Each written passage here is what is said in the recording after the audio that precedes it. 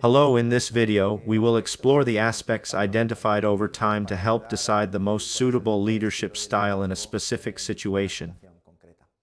Firstly, as you may have already intuited, after examining this model where in this section, we have the leadership style we will decide, which is a combination of behaviors related to three categories traditionally grouped behaviors that a leader could develop, namely structuring, consideration towards people, or transformation of people.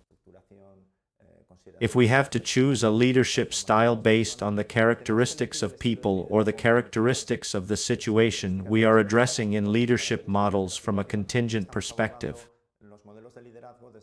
we do not believe that there is a single style that is more suitable in any situation because, in that case, we would overlook this aspect and simply have a model that tells us the leader that works always regardless of the people, the task, or the context of the task. It will be this, and you have to display these behaviors to succeed in influencing the behaviors of others. It would be the unique or universal model.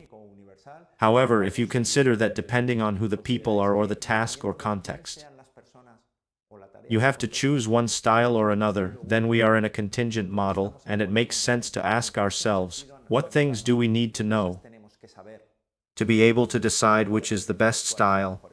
That's what we are going to focus on now.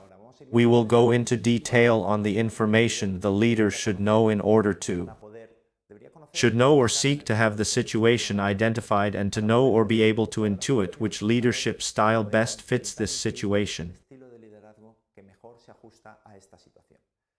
Remember in every moment that you are the leader in this context. You are the person who wants to influence the behavior of other people. Therefore, the leader regardless of the hierarchical position you are using is you. Whether you are a boss or a participant in a group performing a task, and likewise when you hear the word collaborators, we are referring to the other individuals involved in the task. These individuals can be the rest of the group or the other people because you are working on something as a pair. They are the other people who influence or are affected by the task in which you want to exercise leadership. We will see what things over time different leadership models have been incorporating into the analysis and description of the situation. We will see 3 slides on each of them. You will see a set things that we have to analyze. The first of the things I propose here is to identify if the people who will participate in the task have a genuine interest in the task, or if they are simply doing things because they have to.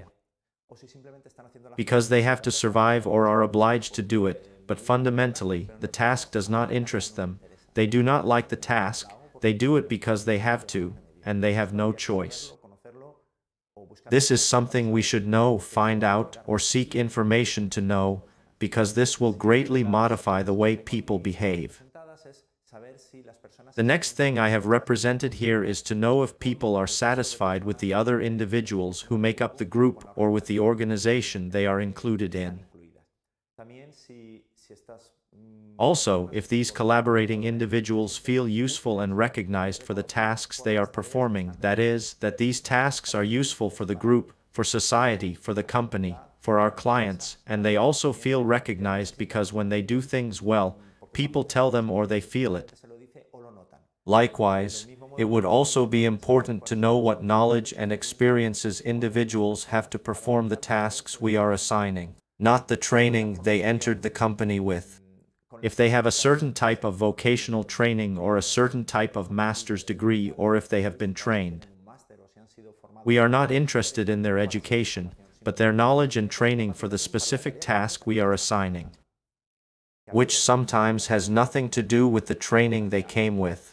They may have studied business administration and be an administrative assistant in a bank.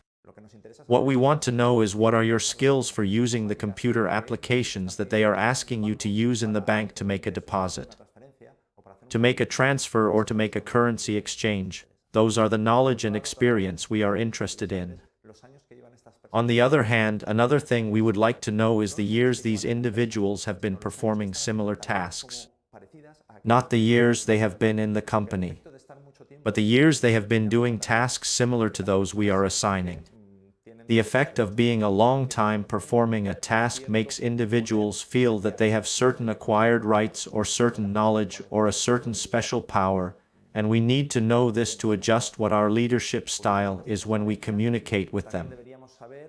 Finally, on this slide, we should also know or at least have a fairly reliable intuition about whether the individuals in the group are capable of taking on their responsibilities within the group and fundamentally if they are committed to the company, the organization, the group, and the objectives we are trying to achieve in it. Another block of things we have to analyze is whether there are objective criteria for decision quality. That is, are there rational criteria for knowing when one decision or alternative is better than another? Does the topic or activity we are doing or the task we are doing directly impact or significantly influence the results of the priority performance indicators of the group or organization we are in? That is an important aspect. Another is, as a leader, do I have enough information to make decisions without having to ask anyone else in the group? Do I have reliable and up-to-date information to make decisions by myself? And similarly, do my collaborators have reliable and up-to-date information to make decisions? Intervene in decision-making processes related to the task?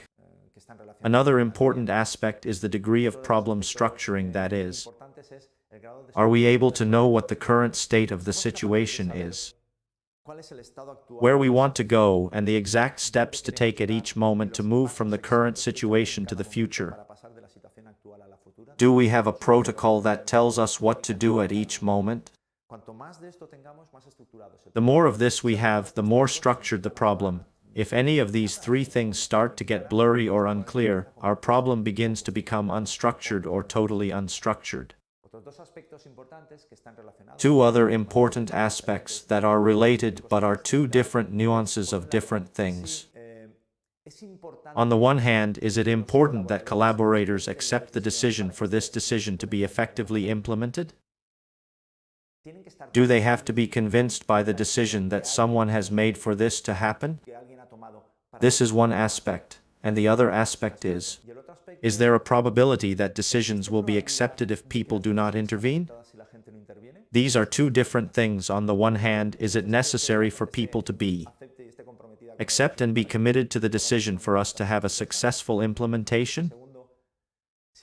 And the second point, if they do not decide, will they accept the decision or will they be against it simply because they have not been consulted or have not been able to intervene in the process? The last aspect we had on this transparency and the last block of things we should know or seek information to know would be, on the one hand, if there is objective congruence between the company and the collaborators. That is, do we have the same objectives, the same agendas? Or do our collaborators essentially each of them or as a collective? Are they seeking different and sometimes antagonistic things to those things we would like to achieve as a group? Is there disagreement among subordinates? Are there different solutions or alternatives or objectives among them?